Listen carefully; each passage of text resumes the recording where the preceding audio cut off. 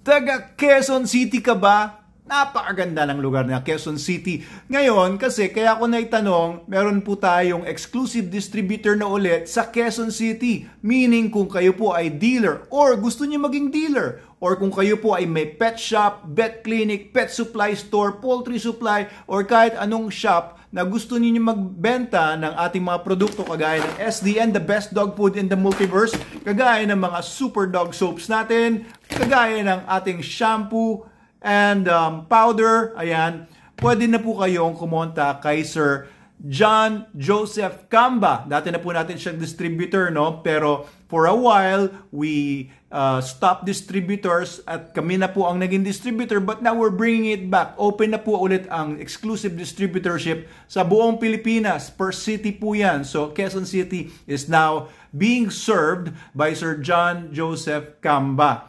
Okay, so open pa po ang distributorship sa ibang mga lugar. Puwera lang ito sa mga sasabihin ko. Manila City is being served now by Sir Chris Camby. No? Malolos, Bulacan is being served now by Miss Noreline Besa and her husband. And also yung San Fernando, Pampanga and Angeles City, Pampanga is now being served by Doc Oreste David or Vida Vet Trading. Ayan, malakas sila sa Shopee and Lazada.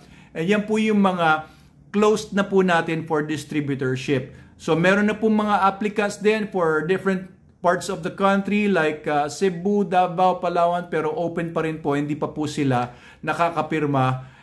If you still want to get the distributorship for your own city or your place, ay mag-message lang po kayo sa amin sa Facebook, sa Meta Animals Tech. And si Sir Jeffrey Kalimpong ang kukontak po sa inyo. Siya po ang in charge ngayon sa pakikipag-usap sa mga distributors. And this very good business opportunity po para sa inyo. Kayo na po ang pag-handle namin ng mga dealers within your area kahit hawak na namin sila.